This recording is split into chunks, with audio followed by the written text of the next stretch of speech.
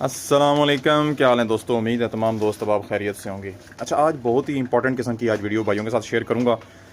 कई दोस्त मेरे कमेंट्स कर रहे होते हैं, भाई केजेस के ऊपर वीडियोस बनाएं, केज कैसा होना चाहिए, फैंसी ब्रीड के लिए कैसा होना चाहिए, देसी के लिए कैसा होना चाहिए, उसका साइज़ क्या होना चाहिए, कैसे होना चाहिए, उसकी लेंथ, चौड़ाई, लंबाई और कौन से मटेरियल का होना चाहिए, बेस का किस चीज़ की बनाई हुई है, वाटरिंग सिस्टम कैसे किया हुआ है, फीडिंग सिस्टम कैसे किया हुआ है। तो वीडियो थोड़ी लंबी ज़रूर हो जाएगी, लेकिन मैं आज इंशाल्लाह आपको ना हर सारे जो आपके कंसेप्ट्स हैं ना इंशाल्लाह वो इस वीडियो में क्लियर करने की कोशिश करूँगा। ये उन न्यू फैंसियर के लिए है जिन्होंने ये काम शुरू करना है, समझ नहीं आ रही केज कैसे होने चाहिए, किस रुख पे होने चाहिए, मटेरियल वगैरह। इंशाल्लाह आज ईच एंड एवरीथिंग अपने भाइयों के साथ शेयर करूँगा। अच्छा, स्टार्ट में लेता हूँ। आप दो किस्म की ब्रीड होती हैं। एक आप फैंसी का काम करना चाहते हैं लोग, कुछ लोग काम करना चाहते हैं जस्ट गोल्डन मिस्री का, उनका पर्पस होता है गोश्त और अंडा। तो और एक काम करना चाहते हैं फैंसी का। अब उसके ऊपर मैं इंशाल्लाह डिटेल वीडियो बाद में बनाऊंगा कि कौन सी ब्रीड का ज़्यादा फ़ायदा होगा, आप किस ब्रीड पे काम करें, किस तरह काम करें, ज़्यादा प्रॉफिट, चूज़ा सेल करें, अंडा सेल करें, किस उम्र का चूज़ा सेल करें, अपने ब्रीडर रखें या बाहर से चूज़ा लेके सेल करें। इंशाल्लाह इसके ऊपर मैं डिटेल वीडियो बनाऊंगा अपने भाइयों के लिए। मेरी ज़्यादातर मकसद अपना एक जस्ट भाइयों के लिए होती है वीडियो के, पार्ट टाइम जो काम करना चाहते हैं ना, मैं सिर्फ उनके लिए ये वीडियो बना रहा होता हूँ। मेरा कोई इतना ऐसा मकसद नहीं है कोई यूट्यूब के फॉलोअर्स या कोई व्यूज़, ऐसा कुछ भी नहीं। जस्ट अपने भाइयों के साथ शेयर करना होता है कि ये आप जो पार्ट टाइम के तौर पे कुछ ना कुछ सर्च कर रहे हैं कि कैसे कोई काम मिल जाए, उनके लिए जो मैं कर चुका हूँ, जो मेरे साथ हो चुका है, जो मतलब मैं अर्निंग कर रहा हूँ, मैं उसके बिना के ऊपर ये वीडियोस बनाता होता हूँ। सारी हकीकत पे मबनी होती हैं, कोई इसमें ऐसा नहीं होता कि मैं कोई फेक किस्म की इस तरह का कोई सिस्टम नहीं है। अच्छा, चलिए टॉपिक पे आ जाते हैं। वैसे ही आज लंबा टॉपिक हो जाएगा। तो अच्छा, कुछ भाई काम करते हैं जस्ट उनका बजट बहुत कम होता है, तो वो ये काम करते हैं जस्ट उन्हें गोल्डन मिस्री के ऊपर काम करते हैं। उनका काम होता है कि अंडा हमने सेल करना है, चूज़ा सेल करना है, उसका चूज़ा निकलवा के कुछ लोग सेल करते हैं या गोश्त पर्पस। उसके लिए केजेस वगैरह की कोई ज़रूरत नहीं है। आपने जस्ट एक कमरा तैयार करना है, आप बड़ा सा कमरा तैयार कर लें, तकरीबन उसका सेल अब वो डिपेंड करता है कि आपने कितनी मुर्गियाँ रखनी है। तो वो आप एक केज साइज़ बना लें उस हिसाब से एक ही, क्योंकि उसमें मुर्गा मुर्गी का कोई कैद नहीं है कि एक मुर्गे ने दूसरी मुर्गी को क्रॉस कर दिया तो एक नई ब्रीड बन जाएगी, ऐसा कोई नहीं है। जस्ट अंडा लेना होता है। अगर एक और चीज़ मैं आपको क्लियर कर दूं, अगर आप मुर्गा नहीं भी रखते ना, अगर आपका मकसद सिर्फ अंडा हासिल करना है, तो आप मुर्गा ना भी रखें तो भी आपकी मुर्गियां अंडे देंगी। ये आप कई लोगों के कंसेप्ट होता है, जी मुर्गा ना हुआ तो अंडा नहीं देगी मुर्गी, ये है वो है। तो बस सिर्फ फ़र्क इतना होगा कि जो मुर्गी के बगैर अंडा आएगा, वो मुर्गे के बगैर अंडा आएगा, वो फर्टाइल नहीं होगा, उसमें से चूज़ा नहीं निकलेगा।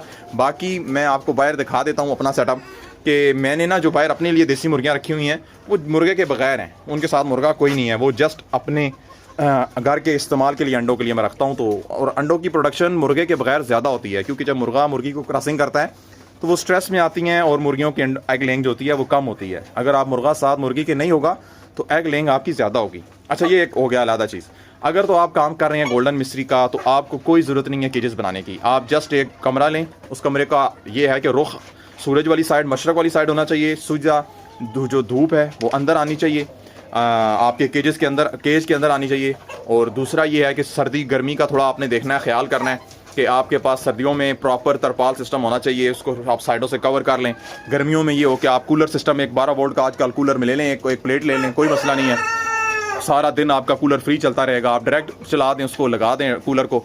तो आप इस तरह का, जिस तरह ये मैंने अभी कमरा बनाया हुआ है, आप देख रहे हैं, यहाँ से मैंने कूलर का सिस्टम रखा हुआ है, यहाँ से कूलर लगा दें आप एक, और पूरा दिन आपका फ्री सिस्टम चलता रहेगा। और पानी के अंदर विटामिन वो एक अलग सिस्टम है, वो चलें। तो ये तो हो गया देसी का। अब आ जाते हैं फैंसी के ऊपर। अब फैंसी का आप बगैर केज के काम नहीं कर सकते हैं। ये डिपेंड करता है कि आपने कितने केजेस बनाने हैं, आपने तादाद कितनी रखनी है चूज़ों की। अब जारी बात है, स्टार्ट में आपके पास बजट कम होगा, आप कम केज से शुरू करें, लेकिन जो आपके पास आमदन आती जाएगी आप केज बढ़ाते जाएं और जितने चाहें केज बढ़ा लें। अच्छा, अब केज में 3 किस्म के मटेरियल होते हैं। कुछ लोग लोहे का बनवाएंगे, कुछ लकड़ी का बनवाएंगे, कुछ सीमेंट का बनवाएंगे। आज मैं तीनों को ज़रा एक्सप्लेन करूँगा कि कौन सा ज़्यादा बेहतर रहेगा आपके लिए और किसकी लाइफ ज़्यादा होती है। अच्छा, जो सीमेंट वाला है ना, वो तो अगर आपका ग्राउंड फ्लोर है तो फिर तो चलें ठीक है। ग्राउंड फ्लोर में सीमेंट जो है, सीमेंट वाला आप बना सकते हैं, क्योंकि सीमेंट वाला क्या होता है कि जस्ट आपने दीवारें सीमेंट की बना दी, स्लैब डाल दी ऊपर, और एक आप उसमें आप सिस्टम लगा सकते हैं कि आप अंदर रोशनी आने का और वही सर्दियों से बचाव का सिस्टम लगा दें। वो सीमेंट वाला तो ये हो गया। उसका ये होगा कि वेट ज़्यादा होगा और ना आप उसको एक जगह से दूसरी जगह ट्रांसफ़र कर सकते हैं, बस जैसा बन गया। उसके बाद आ जाता है लकड़ी का। लकड़ी के लिए ज़रूरी है कि आपका जो आपने लकड़ी के केजेस बनाने हैं, फिर उसके लिए आप कमरे के अंदर लकड़ी वाले केजेस बनाएं। आप ओपन में लकड़ी वाले केजेस नहीं बना सकते। ओपन में अगर लकड़ी वाले केजेस बनाएंगे तो बारिश से आपके केजेस ख़राब हो जाएंगे। लिहाजा अगर आपने लकड़ी वाला केजेस बनाने के, इनकी कॉस्ट कम होगी, लकड़ी वाले केजेस की कॉस्ट कम होती है। और अगर आपने ये लकड़ी वाले केजेस बनाने हैं ना, तो फिर आपको कमरे के अंदर बनाने पड़ेंगे, आप ओपन में नहीं बना सकते हैं, क्योंकि उनको बारिश की वजह से नमी आएगी और नमी से आपको पता है लकड़ी ख़राब हो जाती है। तो लिहाजा लकड़ी वाले केजेस अगर आप बनाने की सोच रहे हैं, और दूसरा ये है कि लकड़ी की एक मखसूस लाइफ होती है, आप उनको ये लॉन्ग टर्म के लिए इस्तेमाल नहीं कर सकते हैं, उनको सीख लगेगी, सीख लग जाती है। दूसरा मुर्गियों के बीठों वगैरह से वो गीली होती हैं कि लकड़ी गीली होगी तो वो नमी से फूलती है। लिहाजा लकड़ी वाले की लाइफ की एक मखसूस लाइफ होगी। उसके बाद आ जाता है तीसरा मटेरियल लोहा, जो मुझे सबसे अपने मतलब मैं जिसको प्रेफरेंस दूंगा वो लोहे वाले केजेस हैं। लोहे वाले केजेस सबसे बेस्ट हैं, लेकिन एक बात का आपने ख्याल रखना है कि लोहे वाले केजेस आपने कोशिश करें कि शेड के अंदर बनाएं। पहले देख रहे हैं जिस तरह मेरा एक पूरा एक हॉल है, कमरा है, उसके आगे हॉल है पूरा, आप पूरे का पूरा पहले उसे कवर करें, उसके अंदर आप लोहे वाले केजेस बनाएं। ये ना हो कि आप डायरेक्ट धूप के अंदर लोहे वाले केजेस बना दें। लोहे वाले केजेस आपने डायरेक्ट धूप के अंदर नहीं बनाने हैं। अगर आप डायरेक्ट धूप के अंदर लोहे वाले केजेस बना देंगे तो सूरज गर्मियों के अंदर उनको जो है ना तपा के रख देगा और आपका बर्ड जो है ना एक्सपायर होने के खतरे हैं।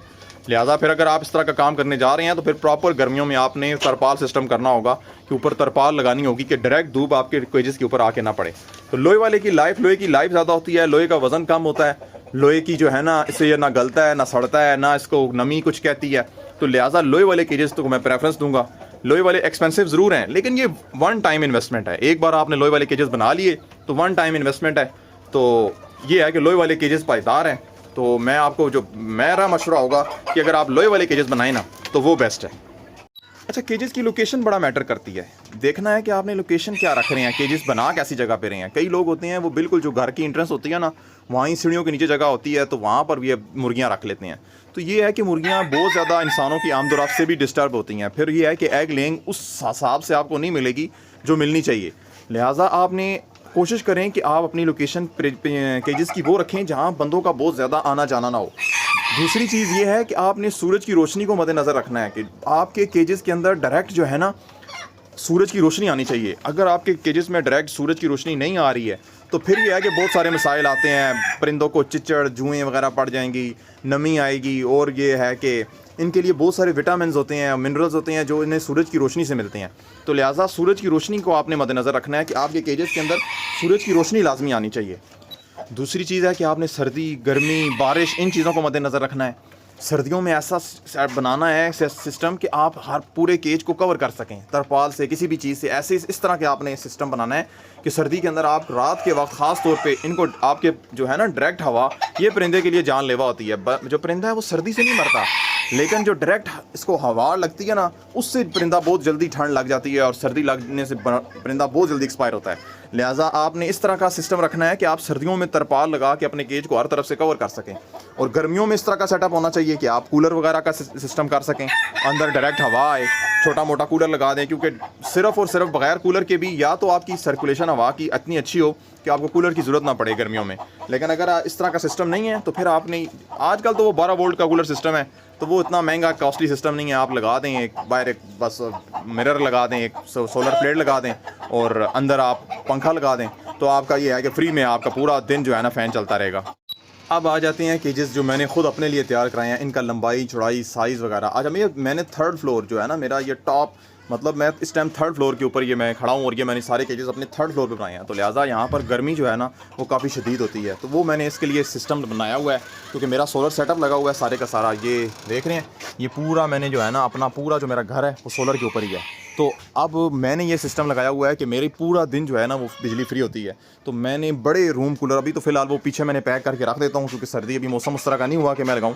तो मैंने बड़े रूम कूलर 220 वोल्ट वाला और एक छोटा रूम कूलर 12 वोल्ट वाला, जो 220 वोल्ट वाला है वो मैं इस जगह पे लगा देता हूँ, और इस जगह पर मैं 12 वोल्ट वाला कूलर लगा कर ना पूरा शेड जो है ना मेरा सिस्टम है। मैं अभी इंशाल्लाह आपको केजेस के अंदर भी बताता हूँ कि मैंने केजेस के अंदर क्या सिस्टम लगाया हुआ है, लाइट का, फ़ैन का, वो सिस्टम आप केजेस के अंदर भी करवा सकते हैं, तो वो भी आप करवा सकते हैं। तो मैंने गर्मी सर्दी के लिए तो ये किया हुआ है। बाकी गर्मियों के लिए तो मैंने आपको कूलर का सिस्टम बता दिया। सर्दियों के लिए मैंने ये सिस्टम लगाया हुआ है। ये देख रहे हैं बाहर एक तरपाल है जो मैं दिन के टाइम फोल्ड करके ऊपर बंद कर देता हूँ, और ये मैंने पूरा जो है ना, ये पीछे इसका मैं दिखा देता हूँ, ये सिस्टम है।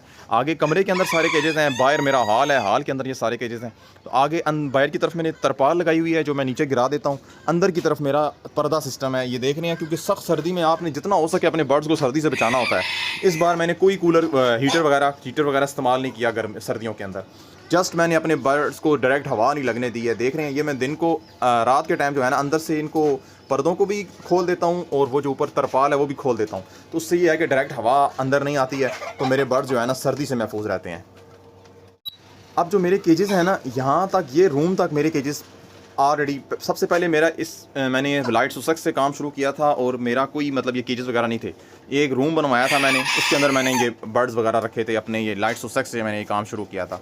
उसके बाद फिर ये है कि मैंने ये केजेस बनवाए। उस टाइम मेरा तकरीबन 70,000 रुपीज़ एक कॉस्ट आई थी, और ये मेरे कमरे के जो सारे केजेस हैं ना, ये मैंने तैयार करवाए थे। अब मैं आपको ज़रा इसका साइज़ बता देता हूँ। जो इसकी लंबाई है ना, वो 4 फुट है, और इसकी गहराई भी 4 फुट है, और 2.5 फुट इसकी ऊंचाई है।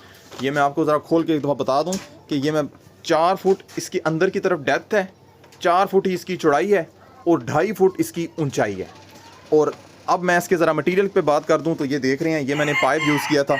ये पाइप, इसका मैंने मटेरियल इस्तेमाल किया था उस टाइम। और जाली मैंने जो है ना, ये बर्फ़ी जाली आपने इस्तेमाल करनी है, खुरदरी जाली नहीं इस्तेमाल करनी जो इनका पाँव वगैरह, क्योंकि ये जब अंदर भागते दौड़ते हैं तो उनके पाँव वगैरह, वो आजकल एक जाली आती है वो बड़ी खुरदरी उससे होती है, तो वो उनके पाँव काट देगी। वो होती सस्ती है, उसे पता नहीं मैश जाली कहते हैं शायद, तो वो होती सस्ती है, लेकिन वो बर्ड्स के जो है ना पाँव जो है ना वो काट देती है। तो लिहाजा आपने ये बर्फ़ी टाइप जाली इस्तेमाल करनी है। और ये जो है ना, ये सिस्टम बना। अब मैं नीचे बेस आपको दिखा देता हूँ। जो बेस है ना, वो मैंने लकड़ी इस्तेमाल की है।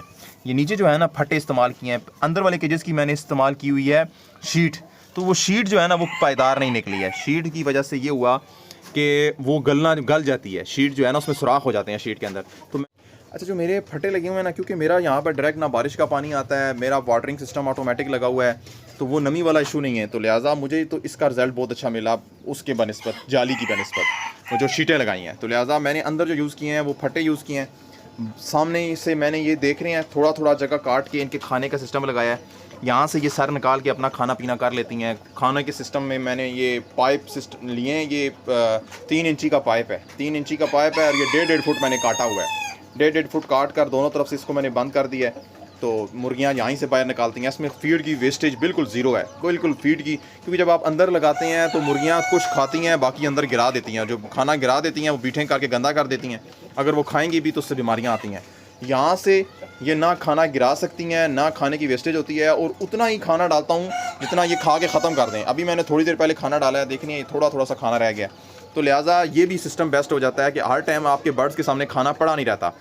जितना मुझे पता चल जाता है कि ये मुर्गियाँ एक दिन में 1 घंटे के अंदर कितना खाना खा सकती हैं, तो लिहाजा मैं इनको उतना ही खाना डालता हूँ जो घंटे 1.5 के अंदर ख़त्म कर देती हैं। तो लिहाजा ये मेरा फीडिंग सिस्टम है। और ये जो देख रहे हैं पानी का सिस्टम भी मेरा फुली ऑटोमेटिक है। पीछे एक हब है, और ये मैंने ऑटोमेटिक फीडर सिस्टम लगाए हुए हैं। देख रहे हैं बर्ड्स मेरे पानी पी रहे हैं, तो पानी आता रहता है, जब तक ख़त्म होता है इनमें फिर मज़ीद पानी आ जाता है। तो ये मेरा पानी का ऑटोमेटिक सिस्टम लगा हुआ है। साथ ही मैंने ना अच्छा सेटअप इतना ज़बरदस्त किस्म का आप बनाएं कि आपको टेंशन ना हो। अब मेरे पास इतने केजेस एक्स्ट्रा भी हैं कि मेरे पास ब्रीडर्स रखना अब मुझे मसला नहीं है। अब कई लोग सेटअप उनके पास होता नहीं है, ब्रीडर ले आते हैं छत के ऊपर, और फिर क्या कहते हैं उनके लिए वबाल जान बन जाता है। फिर वो उसको औने पौने दामों, जो ही गर्मी स्टार्ट होगी, जून जुलाई का महीना आएगा, और वो समझते हैं कि जनाब खैर है, बर्ड्स को कुछ नहीं होता, इन्हें गर्मी नहीं लगती। तो एक बात ज़हन में रख लें, जिस माहौल में आप नहीं रह सकते उस माहौल में आपका बर्ड भी नहीं रह सकता। लिहाजा आपने अपने बर्ड को अच्छे से अच्छा माहौल फराहम करना है। अगर आप फैंसी पोल्ट्री का काम कारी तब सकते हैं कि आपके पास एक ज़बरदस्त किस्म का केजेस सेटअप होना चाहिए। अब ये ज़रूर मेरा पैसा लगा है, लेकिन अब ये एक ऐसा सेटअप बन गया है कि मेरा मतलब मुझे अब कोई टेंशन नहीं होती। बर्ड्स आ गए हैं, उन्हें रखना कहाँ है, मेरे पास केजेस काफ़ी सारे एक्स्ट्रा होते हैं। लिहाजा अब मैं आपको ना एक और चीज़ बताता हूँ कि आप अच्छा प्रॉफिट कमा ही तब सकते हैं क्योंकि डील्स मिलती हैं, अच्छी अच्छी डील बंदे को मिलती है। कभी कभार इतनी अच्छी डील मिल जाती है कि वो बंदे को बहुत अच्छे रेट में बर्ड मिल रहा होता है। अब अगर बंदे के पास आगे रखने की जगह ही नहीं है तो मैं तो अगर मेरी ज़रूरत का है नहीं है, बर्ड अच्छे रेट में मिल रहा है, मैं उठा लेता हूँ क्योंकि मेरे पास केजेस सेटअप बना हुआ है। किसी भी केज में रख दिया, खाना पीना जो है वो फुली ऑटोमेटिक है, उसका भी मुझे कोई टेंशन नहीं होती। बस खाना डाल दिया और जब तक, और उसका ऐड लगा दिया, जब अच्छे रेट पे सेल हो गया तो बस अपना प्रॉफिट रख लिया। तो इस तरह अगर आपके पास एक प्रॉपर सेटअप बना हुआ है ना, तो आप इस काम को बहुत आसानी से कर सकते हैं। लिहाजा पहले मैं आपको चीज़ यही कहूँगा कि फैंसी का काम अगर आप करने जा रहे हैं तो पहले आपके पास एक ज़बरदस्त किस्म का सेटअप होना चाहिए। आप ये देख रहे हैं ब्रूडिंग सिस्टम, इसके ऊपर मैं एक अलग वीडियो इंशाल्लाह बनाऊंगा कि आपने चूज़ा सेल करने में ज़्यादा प्रॉफिट है कि अंडा सेल करने में ज़्यादा प्रॉफिट है। इंशाल्लाह वो आप ये देख रहे हैं मेरे 3 ब्रूडर सिस्टम बना दिए हैं। अब अगर चूज़ा मेरा कुछ अर्सा सेल नहीं भी हो रहा तो कोई टेंशन नहीं है। एक चूज़ा एक ब्रूडर में घूमता है, फिर वो दूसरे ब्रूडर में चला जाता है, तीसरे ब्रूडर में चला जाता है। बिजली का सिस्टम है वो फुली सोलर के ऊपर डिपेंड करता हूँ, तो वो भी मुझे इतना इशू नहीं आता कि मेरी एनर्जी कॉस्ट भी जो है ना वो भी रिड्यूस हो जाती है। तो लिहाजा आप जितना अच्छा अपने लिए एक सेटअप तैयार करेंगे उतना आप प्रॉफिट मार्जिन आपका बढ़ता जाएगा। अगर आप एक अच्छा सेटअप नहीं बनाते हैं, रोज़ाना की बुनियाद पे मोर्टेलिटी होती रहती है, तो आप ये काम नहीं कर सकते हैं। तो लिहाजा पहले आपको मैं अगेन कहूँगा, मेरे जहन में जितनी जितनी चीज़ें आ रही हैं वो तो मैं आपको बताता जा रहा हूँ। फिर भी क्योंकि मैं ये बगैर तैयारी के इस तरह के वीडियो बनाता हूँ, जो मेरे जहन में होती हैं चीज़ें वो मैं आपके साथ शेयर करता हूँ। हो सकता है फिर भी कुछ चीज़ें रह जाएँ, तो वो इंशाल्लाह आप कमेंट्स में कहेंगे तो उसके ऊपर मैं अलग से एक वीडियो फिर से बना दूँगा। लेकिन अभी जो मेरे जहन में चीज़ें आती जा रही हैं वो मैं आपको बताता जा रहा हूँ। साथ साथ एक और चीज़ जिसको आपने मद्देनज़र रखना है, अपने शेड बनाने हैं इस तरह के कि आप बारिश का पानी डायरेक्ट आपके केजेस के अंदर ना जाए, क्योंकि एक दफ़ा बारिश का पानी अंदर चला जाए ना तो वो सारे का सारा जो पूरा है आपका गीला पड़ जाए, तो वो तो बड़ा ही क्या कहते हैं बीमारियों का सबब बनता है। लिहाजा आप अपने केजेस इस तरह के बनाएं कि बारिश का पानी जो है ना डायरेक्ट अंदर नहीं जाना चाहिए केजेस के अंदर। आप ये देख रहे हैं मैंने ये केजेस बनाए थे, लेकिन मेरा बारिश का पानी जब बहुत तेज़ बारिश होती थी तो अंदर जाता था, तो ये मैंने शेड बना के लगा दिए हैं और इसका आगे शेड निकाल दिया है, इसका मैंने ये फाइबर का शेड बना दिया है। तो इससे ये फ़ायदा होता है कि अब मेरा जो है ना पानी डायरेक्ट केजेस के अंदर नहीं जाता। ये भी मैंने जो बाहर केजेस बनाए हैं इनकी जो छत है वो काफ़ी लंबी कर दी है ताकि पानी आगे गिर जाए, अंदर ना जाए। तो ये आपने सिस्टम लाजमी करना है कि आपका पानी डायरेक्ट अंदर नहीं जाना चाहिए। अच्छा, एक बहुत ही इंपॉर्टेंट चीज़ जो आपको लग छोटी सी रही होगी लेकिन वो बहुत ही इंपॉर्टेंट चीज़ है। अच्छा, ये देख रहे हैं ये रुकावटें ये आपने लाजमी इस्तेमाल करनी है। आप ये बूरा, मुर्गियों का आदत होती है ये पाँव मार के सारे का सारा बूरा बाहर फेंक देती हैं। तो लिहाजा ये जो चीज़ है ना ये आपने लाजमी लगानी है। तकरीबन ये आपने 3 से 4 इंच लगानी है ऊंची, कि ये जो बूरा है ये बाहर ना फेंक सकें। तो ये रुकावटें आपने बहुत ज़रूरी हैं। फिर आपका ये है कि बूरा जो है ना वो अंदर रहेगा, पड़ा रहेगा। बूरा बग़ैर बूरे के आप काम करेंगे। जो स्टार्ट में मैंने ये सिस्टम शुरू किया था ना, कई लोग क्या करते हैं वैसे ही ना बर्ड्स केज में छोड़ देते हैं, फिर उनको वो स्मेल आती है, बीठें लकड़ी के साथ चिपकती हैं, फिर वो लेके उनको साफ़ कर रहे होते हैं और उतनी गंदी स्मेल आ रही होती है। लिहाजा अपनी ज़िंदगी को ना आसान से आसान, काम को आसान से आसान बनाना है। अब ये मैं चावल का छिलका है अंदर डालता हूँ, मैं 2 महीने भी ना सफाई करूँ ना 2 महीने तक, तो भी इसकी कोई टेंशन नहीं होती। तो वो एक भाई आते हैं, बस उनसे मैं काम कहता हूँ तो वो कर देते हैं सारी की सारी 2 महीनों बाद सफाई। तो इंशाल्लाह वो भी मैं आपके साथ शेयर करूँगा, वो सारा डिटेल भी। तो ये सिस्टम है कि आपने अपना काम आसान से आसान बनाना है, मुश्किल में नहीं पड़ना। तो आप ये लाजमी लगवाएं और बूरा अंदर डाल दें। तकरीबन आपका महीना तो कहीं भी नहीं गया। महीने तक अगर आप चावल का छिलका इस्तेमाल कर रहे हैं, महीना 1.5 तक आपका चावल के छिलके को कोई ना स्मेल बनेगी, ना उसके अंदर बीठें नज़र आती हैं, वो बीठ अंदर ही मिक्स हो जाती है। बर्ड भी जो है ना सर्दियों में उसमें अच्छा गर्म रहता है। तो लिहाजा ये आप जो है ना चावल का छिलका डलवाना है आपने लाजमी। अब जो मेरे केजेस हैं ना वो 3 स्टेप्स के ऊपर हैं। अब 3 स्टेप्स के ऊपर जो सबसे हैवी ब्रीड होगी ना वो आप नीचे रखेंगे। जिस तरह के हैवी बफ है ना, इन्हें आप ऊपर नहीं छोड़ सकते हैं, क्योंकि ये नीचे इनको ज़मीन जो है ना ज़रा सख्त होती है। तो लिहाजा जो आपकी हैवी ब्रीड है वो आप नीचे रख लें। तो जो पॉलिश वगैरह है, सिल्की वगैरह है, वो आप 2nd फ्लोर पे रख लें। अब जो मेरी 2nd फ्लोर पे है ना पॉलिश है, सिल्की है, तो वो मैंने अपने 2nd फ्लोर पे कर दिया। और जो टॉप फ्लोर है वो आप सबराइट, सबसे छोटी ब्रीड, इन्हें जो है ना गर्मी भी कम लगती है, सर्दी इन्हें ज़्यादा लगती है। तो अभी क्योंकि गर्मी का मौसम आ रहा है तो लिहाजा इन्हें मैंने टॉप दे दिया। टॉप फ्लोर के ऊपर मैंने ये अपना मिली फ्लावर तो चले नीचे है, ये पोर्सलिन बेंटम है, ये मैंने टॉप फ्लोर पे कर दिया है। इसके साथ सबराइट है वो मैं अपने टॉप फ्लोर पे लेके आऊँ। तो ये है कि आपने छोटी ब्रीड जो है वो ऊपर रखनी है और जो हैवी ब्रीड है वो हमेशा आपने ग्राउंड फ्लोर के ऊपर रखनी है। अच्छा, मेन चीज़ आ जाती है दरवाजे कैसे होने चाहिए। अब मैंने ना ये दरवाजे पहले जो लगवाए थे ये बाहर की तरफ खुलते थे। अब जब ये बाहर की तरफ खुलते थे तो मैंने ये देख रहे हैं ये सिस्टम, मैंने ये जो मेरा पूरा तरपाल सिस्टम है इसके नीचे एक डंडा लगा हुआ है, ऊपर ये बांधी हुई है ऊपर, और एक ही डंडा लगा हुआ है। जब मैं उस डंडे को खोलता हूँ ना तो तरपाल पूरी ज़मीन तक आ जाती है। और रात को जब मैंने बंद करनी होती है मैं उसको फोल्ड करता हूँ, डंडे को फोल्ड करता ऊपर ले जाता हूँ बहुत आसानी से ऊपर, और दरमियान में डंडे को बांध देता हूँ, मेरी ऊपर फोल्ड हो जाती है। अब ये दरवाजे मेरे बाहर खुलते थे तो मैं बाहर की तरफ ऐसा सेटअप लगा नहीं सकता था। वो डंडे वाला सिस्टम जो मेरा था, जो मैं चाहता था कि इसी तरह तरपाल नीचे लटक जाए सामने से, और दिन को मैं इसको फोल्ड कर दूँ और रात को खोल दूँ, वो हो नहीं सकता था क्योंकि दरवाजे बाहर खुलते थे। तो लिहाजा फिर ये मैंने सारे के सारे वेल्डर को दोबारा बुलवा के ये सारे दरवाजे जो है ना मैंने अंदर को अब खुलवाए हैं। अब ये दरवाजे अंदर खुलते हैं, लिहाजा अब मैं बाहर आराम से वो जो है ना पूरा यहाँ से लेके वो देख रहे हैं उस कोने तक एक ही डंडे से मैंने तरपाल बांध देनी है और दिन के टाइम उसको फोल्ड करके ऊपर बांध देना है और रात के टाइम उसे खोल देना है। तो लिहाजा मेरा ये है ना सर्दी वाला सिस्टम ज़बरदस्त हो जाएगा। अच्छा वो एक और चीज़ बताऊं, हर केज के अंदर आपने लाइट का, मुर्गी के अंडे की प्रोडक्शन के लिए लाइट बहुत ज़रूरी है। अब मैंने हर केज के अंदर एक एक जो है ना पूरा सिस्टम करवाया है और ये चीज़ का ख्याल रखना है कि आपने ओपन में आपकी जो वायर्स हैं वो आपके केज के साथ टच नहीं होनी चाहिए। ये बड़ा ही रिस्की काम होता है। अगर किसी दिन कोई तार मुर्गी ने चोंच मार के नंगी कर दी और वो टच हो रही हुई तार आपके केज के साथ, तो ये पूरे केज में करंट आ जाता है और बहुत बड़ा जो है ना आपका नुकसान हो सकता है। सारे के सारे जो है ना आपके बर्ड्स एक्सपायर हो सकते हैं क्योंकि ये केज एक दूसरे के साथ जुड़े हुए हैं। लोहे के केजेस हैं, सारे एक दूसरे के साथ जुड़े हुए हैं। तो जब एक ज़रा भी किसी केज में करंट आएगा तो ये पूरे सब के सब केजेस में चला जाएगा। तो लिहाजा उस भाई ने जिसने मेरी ये की थी बिजली की फिटिंग, वो देख रहे हैं गैस के पाइप जहाँ जहाँ से मेरी तार केज के साथ टच हो रही है ना वहाँ वहाँ उसने वो गैस का पाइप डाला हुआ है। लिहाजा अब अगर मेरा सिस्टम हो भी जाए इस तरह का तो मेरे इंशाल्लाह केजेस में करंट नहीं आने वाला।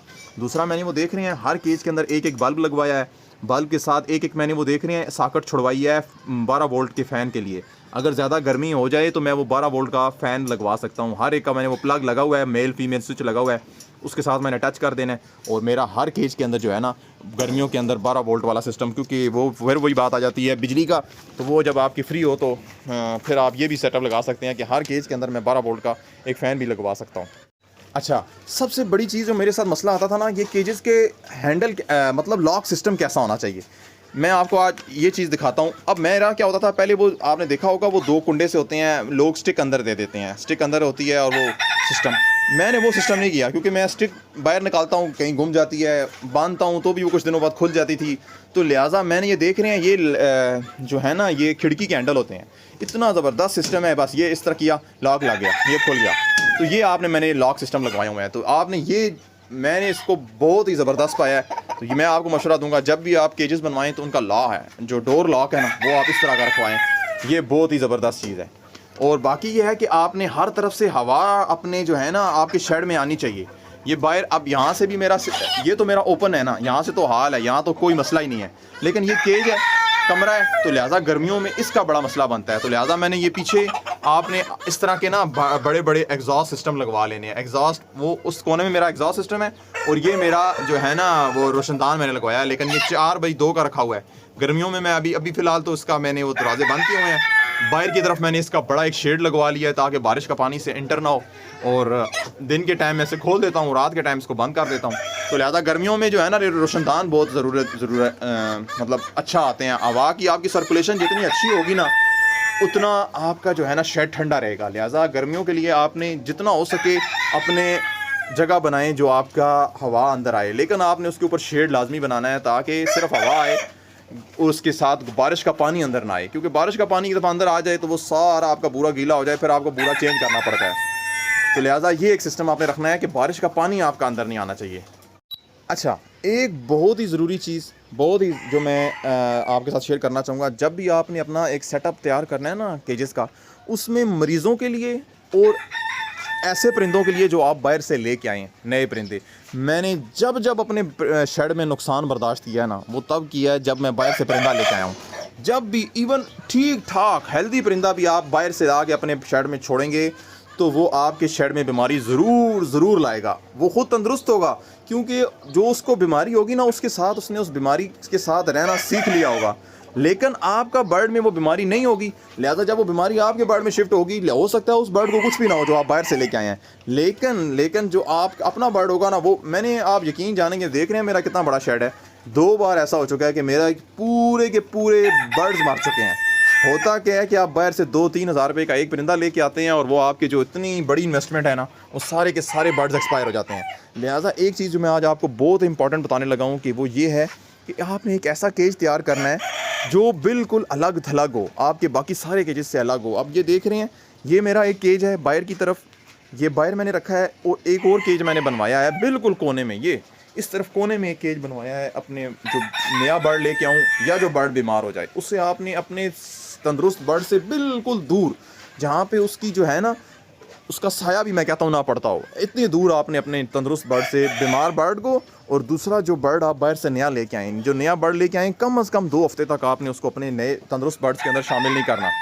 और एक और चीज़, अब कई बंदे कहेंगे हम तो बीमार बर्ड्स को जो बाहर से लाए हैं वो तो दूर रखा हुआ था फिर भी बीमारी आ गई। करना ये है कि पहले आपने जब भी खाना दाना पानी का इंतज़ाम करना है ना, पहले अपने तंदुरुस्त बर्ड का काम करने के बाद सबसे आखिर में आपने उस बर्ड का काम करना है जो आप बाहर से लाए होंगे। उसका काम करने के बाद सीधा आपने बस चले जाना है, दोबारा वापस अपने शेड के अंदर नहीं जाना। उसका काम करने के बाद बिल्कुल लास्ट में उसका काम करना है, और उसके बाद जाकर अपने हाथ शाथ धो लेने हैं। तो ये आपने एक काम लाजमी करना है। उसका काम करने के बाद वापस अपने शेड में आकर अपने बर्ड के किसी खाने के बर्तन को, पानी के बर्तन को हाथ नहीं लगाना। ये एक चीज़ बंदा इसे बहुत सीरियस नहीं लेता, बंदा समझता है क्या यार ठीक ठाक बर्ड है कुछ भी नहीं है, लेकिन आप यकीन जाने इतने बड़े नुकसान बर्दाश्त किए हैं इसकी वजह से कि मैं आपको बता नहीं सकता। लिहाजा ये एक चीज़ बहुत ज़रूरी है कि जब भी आप अपना शेड तैयार कर रहे हैं, आपने एक मरीज़ों के लिए और न्यू बर्ड्स के लिए जो खाना तैयार करना है वो अपने शेड से बिल्कुल अलग थलग दूर कहीं तैयार करना है। बस ये चीज़ें थी जो मेरे जहन में आती गई, मैं आपके साथ शेयर करता गया। मज़ीद कोई भी आपका क्वेश्चन हो, कोई आपने मैंने मतलब रह गया हो, तो कोई छोटी मोटी बात हुई वो तो इंशाल्लाह मैं कमेंट्स में ही बता देता होता हूँ। लेकिन अगर कोई बड़ा चीज़ है इस तरह की जो नहीं मैं बता सका तो वो इंशाल्लाह उसके ऊपर मैं अलग से वीडियो बना दूँगा, क्योंकि मेरे जहन में जो चीज़ें आ रही थी मैंने अपने भाइयों के साथ सारी शेयर कर दी हैं। तो मज़ीद ऐसी वीडियोज़ के लिए मेरे चैनल को सब्सक्राइब कर लें। तो बस मेरी नेक्स्ट वीडियो तक के लिए अल्लाह हाफिज़।